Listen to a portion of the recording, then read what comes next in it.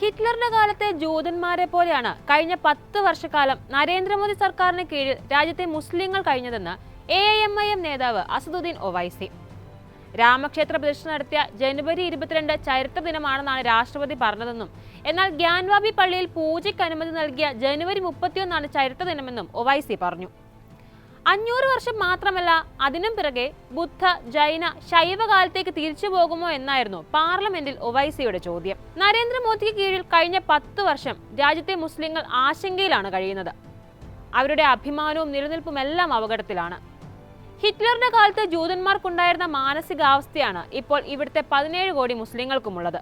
രാഷ്ട്രപതിയുടെ നയപ്രഖ്യാപന പ്രസംഗത്തിൽ വിദ്യാലയങ്ങളുടെ കൊഴിഞ്ഞുപോക്കിനെക്കുറിച്ചും പ്രവേശനത്തെക്കുറിച്ചുമെല്ലാം പറഞ്ഞെടുത്ത് SC, ST, OBC വിഭാഗങ്ങളുടെ എല്ലാം പേര് പരാമർശിച്ചെങ്കിലും മുസ്ലിങ്ങളെ പോയിട്ട് ന്യൂനപക്ഷത്തെ പോലും പറഞ്ഞില്ല. എന്നാൽ രാജ്യത്തെ സ്കൂളുകളിൽ ഏറ്റവും കൂടുതൽ പേർ പാതി വഴിയിൽ പഠനം ഉപേക്ഷിക്കുന്നത് മുസ്ലിങ്ങളിലാണ്. ഉന്നത വിദ്യാഭ്യാസ രംഗത്ത് ഏറ്റവും കുറഞ്ഞ പ്രവേശന നിരക്കും മുസ്ലിങ്ങളുടേത് തന്നെ. സർക്കാർ ബജറ്റിൽ പ്രീ മെട്രിക് സ്കോളർഷിപ്പ് 9ാം ക്ലാസ് വരെ ചുരുക്കി. സ്കോളർഷിപ്പ് തുക വെട്ടിക്കുറയ്ക്കുകയും ചെയ്തു. തെറ്റിദ്ധാരണകൾ മാറ്റാനും വെറുപ്പ് നീക്കാനും ജനങ്ങളുടെ പുരോഗതിക്കുമായി കഴിഞ്ഞ 10 വർഷക്കാലം ഈ സർക്കാർ ഒന്നും തന്നെ ചെയ്തില്ല. ഒരൊറ്റ വ്യക്തിയെയും മതത്തെയും പ്രത്യയശാസ്ത്രത്തെയും കാഴ്ചപ്പാടിനെയും പ്രതിഷ്ഠിക്കാനാണ് സർക്കാർ നോക്കിയത്. ഒരു സ്വത്വത്തിന് പിന്നിൽ മറ്റെല്ലാ സ്വത്വങ്ങളെയും ഇല്ലായ്മ ചെയ്യാൻ ശ്രമമുണ്ടായി. ഒരു ഭാഷയെ സ്ഥാപിക്കാനും നീക്കമുണ്ടായി. 7 ദിവസം കൊണ്ട് CAA നടപ്പാക്കുമെന്നാണ് ഒരു കേന്ദ്രമന്ത്രി പ്രഖ്യാപിച്ചത്. അങ്ങനെ ചെയ്താൽ അതിനുള്ളിൽ തന്നെ രാജ്യത്തിന്റെ ഓരോ മുക്കിലും മൂലയിലും പ്രതിഷേധവും ആരംഭിക്കും. CAA മതവുമായി കൂട്ടിക്കെട്ടരുത്, അത് തെറ്റാണ്. ഇതിലൂടെ ദുരുദ്ദേശമാണ് നിങ്ങൾക്കുള്ളത്. ഇന്ത്യയിലെ മുസ്ലിങ്ങളെയും ദലിതുകളെയും കഷ്ടപ്പെടുത്തുകയാണ് നിങ്ങളുടെ ലക്ഷ്യം. ജനുവരി 22 ചരിത്ര ദിനമെന്നാണ് നമ്മുടെ രാഷ്ട്രപതി പറഞ്ഞത്.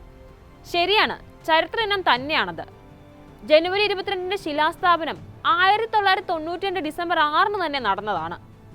1986 തന്നെ അതിന് പൂട്ട് തുറന്ന് വയ്ക്കുകയും ചെയ്തു. GP പന്താണ് ശിലാസ്ഥാപനം നടത്തിയത്. അതുകൊണ്ടാണ് അത് ചരിത്ര ദിനമാകുന്നത്. BR അംബേദ്കർ എഴുതി വെച്ച ഭരണഘടനയുടെ 32ാം വകുപ്പാണ് എന്റെ മുൻപിലുള്ള രക്ഷ. ഇന്ന് രാജ്യത്തെ 17 കോടി മുസ്ലിങ്ങളും പ്രധാനമന്ത്രിയിൽ പ്രതീക്ഷ അർപ്പിക്കുന്നില്ല. 32ാം വകുപ്പ് കൃത്യമായി നടപ്പാക്കുന്നില്ലെങ്കിൽ ഇനി എന്താണ് മുന്നിലുള്ള വഴി? ഇന്നും നിയമവാഴ്ചയിലും ഭരണഘടനയിലുമെല്ലാമാണ് എന്റെ പ്രതീക്ഷ. നടപടിക്രമങ്ങൾ കൃത്യമായി പാലിക്കണം. പ്രധാനമന്ത്രിയും സർക്കാരും ഇന്ത്യയിലെ മുസ്ലിങ്ങളുടെ അടയാളങ്ങളെയെല്ലാം അപഹരിക്കാൻ നോക്കുകയാണ്. 600 വർഷം പഴക്കമുള്ള മെഹ്റോളി പള്ളി ഒരു നോട്ടീസും ഇല്ലാതെ നിങ്ങൾ പൊളിച്ചു കളഞ്ഞു. എല്ലാ പള്ളികളും തട്ടിപ്പറിക്കാനാണ് നിങ്ങളുടെ നീക്കം. രാജ്യത്തെ 17 കോടി മുസ്ലിങ്ങൾക്ക് നിങ്ങൾ എന്ത് സന്ദേശമാണ് ഇതിലൂടെ നൽകുന്നത്? എല്ലാ പള്ളിയും ഞങ്ങളിൽ നിന്ന് തട്ടിപ്പറിച്ചാൽ പിന്നീട് ഞങ്ങളുടെ അസ്തിത്വം എന്താണ്? എന്റെ സ്വത്വം എന്താണ്? നിയമവാഴ്ചയുടെ വില എന്താണ്?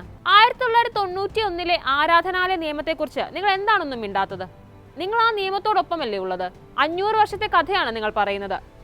എന്നാൽ അവിടെ നിൽക്കരുതെന്നാണ് എനിക്ക് പറയാനുള്ളത്. ബുദ്ധ, ജൈന, ശൈവ കാലത്തേക്കെല്ലാം തിരിച്ചു പോകണം. എവിടെ നിർത്തും ഇത്? അലിഗഡ് സർവകലാശാലയെ തട്ടിയെടുക്കാനാണ് നിങ്ങളുടെ ശ്രമം. അലിഗഡ് മുസ്ലിം സർവകലാശാലയോട് എന്തിനാണ് ഇത്ര എതിർപ്പ്? അവിടെ ഹിന്ദു സഹോദരങ്ങളും പഠിക്കുന്നുണ്ട്. 1947 രാജ്യത്തിന് സ്വാതന്ത്ര്യവും ബാബാ സാഹിബ് അംബേദ്കറിലൂടെ ഭരണഘടനയും നമുക്ക് ലഭിച്ചു. അതിനു മുൻപ് രാജഭരണമായിരുന്നു ഇവിടെ. ജനാധിപത്യവും റിപ്പബ്ലിക്കും ഒന്നും ഉണ്ടായിരുന്നില്ല. വിദ്വേഷത്തിലൂടെ നാഗരികതയെ മാറ്റി എഴുതരുതെന്ന് ഇംഗ്ലീഷിൽ ആരോ പറഞ്ഞിട്ടുണ്ട്. ചരിത്രത്തെ ധ്വംസനത്തിലൂടെ തിരുത്തരുതെന്നും. ഗാന്ധിയുടെയും അംബേദ്കറുടെയും ഇന്ത്യയെ ഹിന്ദുരാഷ്ട്രമാക്കിയത് താനാണെന്ന പുതിയ ചരിത്രം രചിക്കാനാണ് നരേന്ദ്രമോദി ആഗ്രഹിക്കുന്നത്. ഇന്ത്യയിലെ നമ്മുടെ ഹിന്ദു സഹോദരങ്ങൾ മോദിയുടെ ചിന്തകളെ തള്ളുമെന്നാണ് എന്റെ പ്രതീക്ഷ. എന്ത് സംഭവിക്കുമെന്ന് നോക്കാമെന്നും ഒവൈസി പറഞ്ഞു.